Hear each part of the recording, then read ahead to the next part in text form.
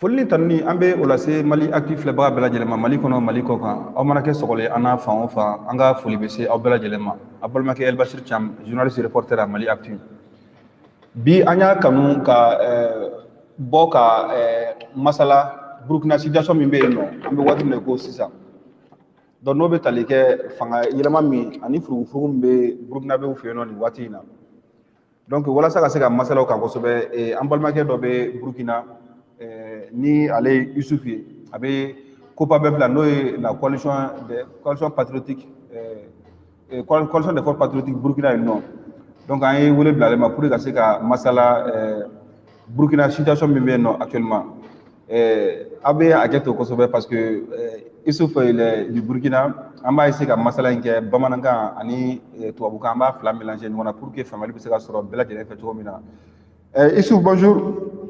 Bonjour Thiam, bonjour au peuple. Bonjour Thiam. Ouais, vous pouvez vous présenter s'il vous plaît là. Avant tout propos, je voudrais saluer encore une fois de plus le peuple, le vaillant peuple malien. Oui. Et aussi la jeunesse consciente qui tient le lead de la lutte au Mali, mais aussi la transition politique malienne aujourd'hui qui est la référence au niveau de l'Afrique de façon générale. Sinon, voilà, je suis Issoufou Niamba, alias Lafouine pour les camarades de lutte, membre de la coalition des patriotes du Burkina Faso, COPABF.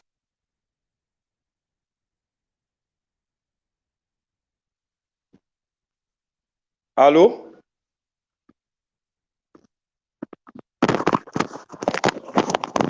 Allô, Thiam?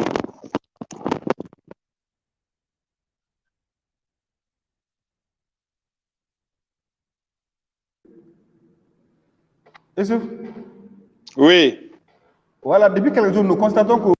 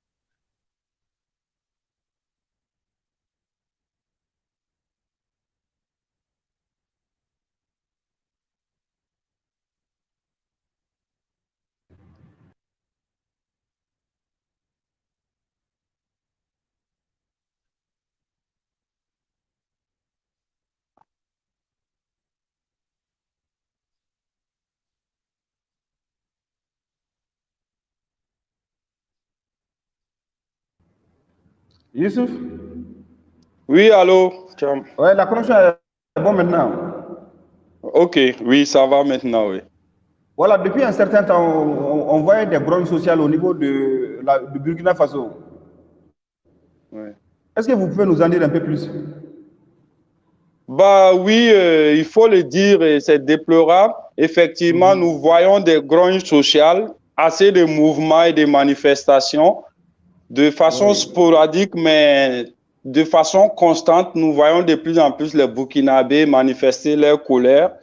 Et il faut dire que la première raison est due à la situation sécuritaire qui n'a de cesse de se compliquer au fur et à mesure qu'on avance. Et depuis 7 ans déjà, les Burkinabés, comme aussi au Mali, ce qui se passe là, nous aussi on subit beaucoup des attaques terroristes avec des conséquences assez dramatiques pour la vie des populations du nord au sud, de l'est à l'ouest. Et on a l'impression que ce terrorisme-là tend à s'étendre sur tout le territoire burkinabé. Ça, c'est la première raison. Mais la deuxième raison, c'est que aussi l'offre politique de notre gouvernement en place se retrouve être en deçà de la réponse à donner. Et donc, ça fait que non seulement ça ne va pas, mais on n'a pas un gouvernement qui arrive à donner des réponses adéquates à la situation. Donc, quand c'est comme ça, naturellement, les peuples qui subissent les effets, qui sont les plus exposés à ces dommages-là, naturellement, ils vont s'élever. On est en démocratie, ils vont s'élever et réagir. Voilà, en fait. Oui. Mais est-ce que les sanctions sur le Mali ont quelque chose à voir dans ces soulèvements actuellement au Burkina? Forcément, c'est la conséquence directe de ces causes que je venais de citer là. Et il faut dire et il faut le rappeler tout le temps, le Mali est aujourd'hui une référence pour la jeunesse africaine de façon générale et les peuples africains aussi. Référence en termes de gouvernance politique. Depuis le changement politique qu'il y a eu au Mali, avec l'avènement des militaires au pouvoir, on a constaté que de plus en plus, ils tiennent un discours qui répond aux attentes des peuples africains et aussi et surtout, ils arrivent quand même, malgré les difficultés, à trouver des réponses. Ils sont à leur début, on ne sait pas d'abord ce à quoi ça va aboutir, mais de plus en plus, nous voyons ce qu'ils font sur le terrain et le monde entier suit avec beaucoup d'intérêt. Donc forcément, on est influencé beaucoup par ce qui est en train de se passer au Mali. Vous savez qu'il y a le 27 janvier passé, il y a eu des actions aussi comme ça au Burkina, parce que chaque fois quand la CEDEAO réagit contre le Mali, forcément au Burkina, il y a des remous. Le 27 janvier, c'était les premières sanctions contre le Mali. Vous avez vu comment ça chauffait au Burkina Faso. Et aussi, cette fois-ci, il y a un lien direct avec les dernières sanctions où, au niveau international, il y a un mot d'ordre qui avait été lancé. On a parlé du 22 janvier. Et au Burkina, justement, le 22 janvier, hier, il y a eu des actions qui ont été réprimées. Vous avez dû voir les images où on a gazé des magasins brûlés et tout. Donc, quelque part, c'est l'aboutissement de tout ça, du 22 janvier là à aujourd'hui. Le 23, que ce matin, on s'est réveillé, on a appris qu'il y a des tirs et qu'au sein de notre armée nationale, il y a des manifestations. Bon, pour le moment, je ne sais pas si tu allais poser la question après, mais bon, dire que est-ce qu'il y a un lien avec le Mali? Forcément, le Mali, non seulement le peuple malien devient un exemple pour les peuples d'Afrique, mais le gouvernement en place aujourd'hui devient une référence dans l'esprit, dans la conscience collective des Africains. Donc, chaque peuple essaierait, autant que faire se peut, à reproduire, notamment en Afrique de l'Ouest, et dans les États de la CEDEAO, chaque des peuples nourrit ça dans l'esprit. On essaie de vouloir reproduire ce qui est en train de se passer au Mali actuellement, parce que le modèle démocratique qui nous a été enseigné par les Occidentaux depuis 60 ans maintenant s'est montré inefficace. Voilà. Et mais pour revenir à la manifestation des militaires ce matin, nous avons vu à la RTB, la télévision nationale burkinabé, l'intervention du ministre des Armées et des anciens combattants a rassuré les populations disant que tout était sous contrôle. Est-ce vraiment le cas actuellement au Burkina? Actuellement, ce que je peux dire, est-ce que tout est sous contrôle? On peut dire ainsi à partir du moment où le ministre de la Défense a eu accès à la télévision nationale. Parce que le pouls de temps ne peut pas être consommé tant que le pouvoir en place détient les outils de communication de l'État. Donc, si le ministre de la Défense a pu aller à la télévision, c'est que quelque part, c'est pas encore consommé. Mais est-ce que tout est sous contrôle? Moi, je doute fort. Parce que quoi qu'on dise, ce qui s'est passé aujourd'hui est l'aboutissement d'un processus entamé depuis longtemps. Vous avez peut-être entendu il y a 2 ou 3 semaines de cela qu'il y avait une tentative de coup d'État où on avait même entre griffes arrêté le cerveau, notamment le lieutenant-colonel Zungrana. Et lui, il était déjà arrêté et on l'a traduit au tribunal militaire. Bon, il est toujours en prison pour le moment. Et je pense que dans les rangs de l'armée nationale, il a quand même beaucoup d'éléments. Et donc, je pense que c'est l'ensemble de ces éléments-là qui sont allés avec lui, qui ont essayé quelque chose aujourd'hui encore. Si au début, on a parlé de tentatives de coup d'État et que ça a été suspendu, ils ont pu contenir ça. Et que aujourd'hui, en 2 semaines après, on voit encore qu'il y a des tirs. Parce que la première fois, il n'y a pas eu de tirs quand même. On a juste parlé des tentatives. Aujourd'hui, quand même, dans les rangs, il y a des tirs. Donc, il y a encore des soucis à se faire. Est-ce que ça a été contenu? Je ne sais pas. Je pense que peut-être les conditions n'étaient pas réunies pour que ça puisse aboutir. Voilà. Mais est-ce que ces manifestations des militaires-là visent beaucoup plus la libération du lieutenant-colonel Zungrana et ses compagnons que le départ même de Roch Marc Kabore du pouvoir? Faut pas se leurrer. La libération du lieutenant là n'est qu'un alibi. Quoi qu'on dise aujourd'hui, je vais dire que le gouvernement Roch a montré ses limites, ce qui s'explique par le fait que même des propres militants de leur rang ont fait des communications. Et vous savez, ils ont une coalition appelée la majorité présidentielle, comme on peut trouver partout ailleurs des partis politiques qui ne sont pas membres du parti au pouvoir, mais qui travaillent pour le parti au pouvoir. Donc, ils se sont retrouvés au sein de la majorité présidentielle. Et 2 partis déjà de cette majorité présidentielle-là ont fait des conférences de presse où ils ont demandé la démission du président. C'est des signes. Ça, c'est un. Et de 2, je pense que, regardez, quand il y a eu la première tentative de coup d'État, normalement, quand on a communiqué normalement, les gens devraient condamner et tout. Mais dans la plupart des plateformes, les gens n'ont pas arrêté de dire comment ils ont fait pour échouer. Parce qu'apparemment, ils étaient 8 éléments et il y a un qui allait vendre la mèche au gouvernement. Donc, on les a attrapés et tout. Et donc, les gens n'ont pas arrêté de maudire celui qui allait, en tout cas dans la conscience collective. C'était ça l'opinion. Donc, Thiam, tu comprends un peu que en réalité, l'objectif principal, c'est vraiment de mettre fin au régime Roch, qui du reste a échoué sur toute la ligne. Donc, voilà. Maintenant, comment ça doit se faire?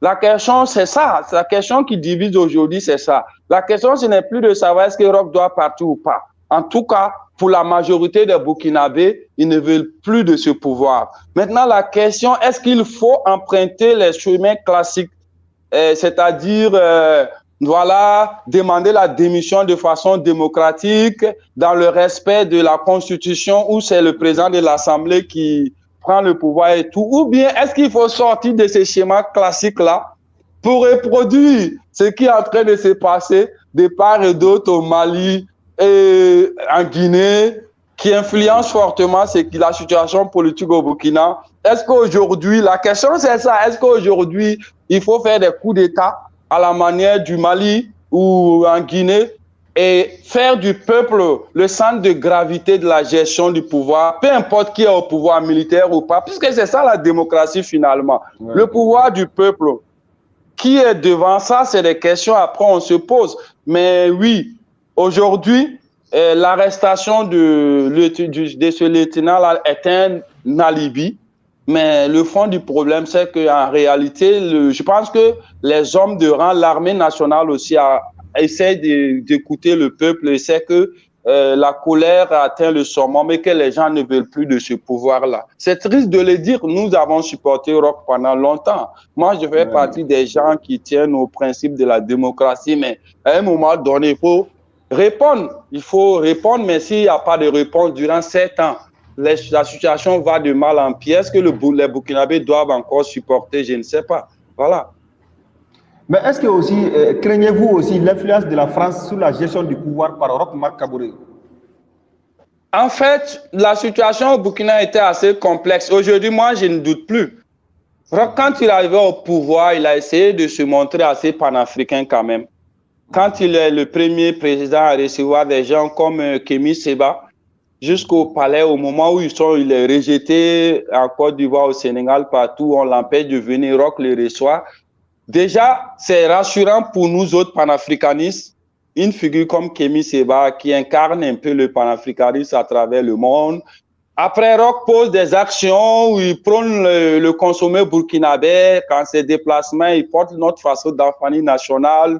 Il prend certaines positions, il compose son gouvernement avec des sankaristes et tout. Voilà des choses qui nous permettent de croire que Roch est un souverainiste, quoi. Mais en fait, il souffle sur les deux ficelles en fonction de la situation du moment, tu vois. Donc, jusqu'au moment où nous, par exemple, au niveau de la COP ABF, quand on veut manifester contre la présence de la France, de l'armée française au Burkina Faso et que Roch réprime, il met certains de nos camarades en prison. Là, on comprend qu'en réalité, lui joue, il est panafricaniste dans la forme, mais il n'est pas un vrai panafricaniste dans le fond, quoi. Donc, pour répondre à ta question, bien sûr, la France est derrière tout ça. La France est derrière tout ça, mais elle est assez subtile. Elle est assez subtile pour ne pas qu'on s'en rende compte. Et je pense que le pouvoir de Roch est quand même adossé d'une manière ou d'une autre à la puissance française. Et donc, c'est ça la jeunesse ne veut plus. Et si ce n'était pas le cas, on ne l'a jamais vu tenir des discours comme le fait un certain Choguel Maïga au Mali, et on ne le voit pas tenir des discours que nous voulons. Donc, on dit que rien ne l'oblige. Si Roch, et je pense qu'il a manqué cette occasion-là aujourd'hui, ce n'est plus à l'ordre du jour. On a voulu nous constituer une force politique au niveau national au Burkina sur laquelle Roch pouvait s'appuyer et il savait qu'il pouvait avoir notre confiance. Il pouvait s'appuyer sur nous pour poser des actes souverainistes que la jeunesse africaine dans son ensemble entend, mais elle ne l'a pas fait. Donc, à un moment donné, on sort de ça, quoi. On veut la vache, on veut le lait, là. À un moment donné, nous, on te classe dans un camp et je pense qu'il est du côté de la France. Oui, camarade Youssouf Niamba, je pense que notre débat tend vers sa fin. Et quel peut être votre mot de la fin? Bon, moi, mon mot de la fin, je pense qu'aujourd'hui, nous, c'est des appels, notamment à la jeunesse africaine, de façon générale, à travers le monde qui nous suit, à travers votre canal-là, de savoir que ce qui est en train de se passer au Burkina est historique et qu'aujourd'hui, beaucoup de camarades ne peuvent pas parler parce qu'on a coupé Internet au Burkina Faso. Et nous appelons donc la jeunesse malienne et africaine de façon générale à s'intéresser à ce qui s'est fait et à partager surtout nos voix dans le monde. Parce qu'on est comme un peu emprisonné. Internet est coupé au Burkina Faso. Et les deux aussi, c'est très important de le dire. Il faut que les Maliens sachent que nous sommes entièrement avec eux malgré nos difficultés et qu'ils doivent savoir que c'est que des chefs d'État. Ce n'est vraiment pas la CEDEAO des peuples qui veut les sanctionner, mais ils ne pourront pas. Justement, on dit, et on l'a répété, on avait juré que il y a un mois de cela, que tous les chefs d'État qui sont allés s'asseoir et ils n'ont pas pensé au peuple malien et ils ont sanctionné, chacun va avoir des difficultés chez lui. Donc, en un mot, ceux qui ont sanctionné le Mali, eux-mêmes, ils sont en train de se chercher maintenant. Et c'est ce qui est en train de se passer, quoi. Donc, c'est des mots de remerciement. Mais pour le moment, si vous voulez des informations sur la situation, nous-mêmes, on n'en a pas. Je sais que maintenant, les bruits des armes se sont arrêtés. Mais comme Internet est coupé, personne ne sait actuellement ce qui est en train de se passer réellement sur le terrain au Burkina. Mais je pense que d'ici le soir, on va avoir de plus en plus d'informations là-dessus. Inch'Allah, d'ici le soir, c'est pour qu'on puisse encore vous rappeler et pour que vous puissiez nous livrer les dernières informations que vous avez à votre niveau. Oh, il n'y a pas de souci. Merci beaucoup, camarade Youssouf Niamba, d'avoir répondu à nos questions, malgré votre emploi du temps. Nous savons très chargé. Ouais. On a beaucoup de camarades en prison. On a beaucoup de camarades en prison. On travaille pour les libérer. Ça, depuis 3 jours, ils ont été arrêtés, quoi.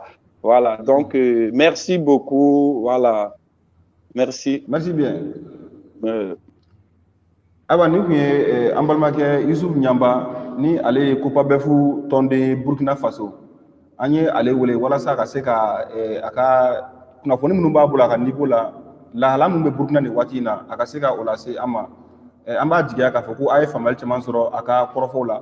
Komi a yɛrɛ y'a fɔ cogo min na an bɛ waati min na ko sisan réseau internet o tigɛlen don Burkina donc kunnafoniw sɔrɔli bɛ ka gɛlɛya kosɛbɛ mais o bɛɛ n'a ta sufɛla la n'a kɛra cogo o cogo an bɛna tila ka segin ka wele bila Burkinabé dɔw ma a bɛ se ka kɛ Yusufu Ɲanba ye a bɛ se ka kɛ mɔgɔ wɛrɛ ye cogo min na an bɛ se ka kibaruya ɲɛnama sɔrɔ k'a lase Malakili filɛbaga bɛɛ lajɛlen ma an bɛ aw fo aw ka kulomajɔ la nin tun ye aw balimakɛ Elbasi Cam ye ka bɔ Malakili la a k'an bɛn a ɲɔgɔn wɛrɛ ma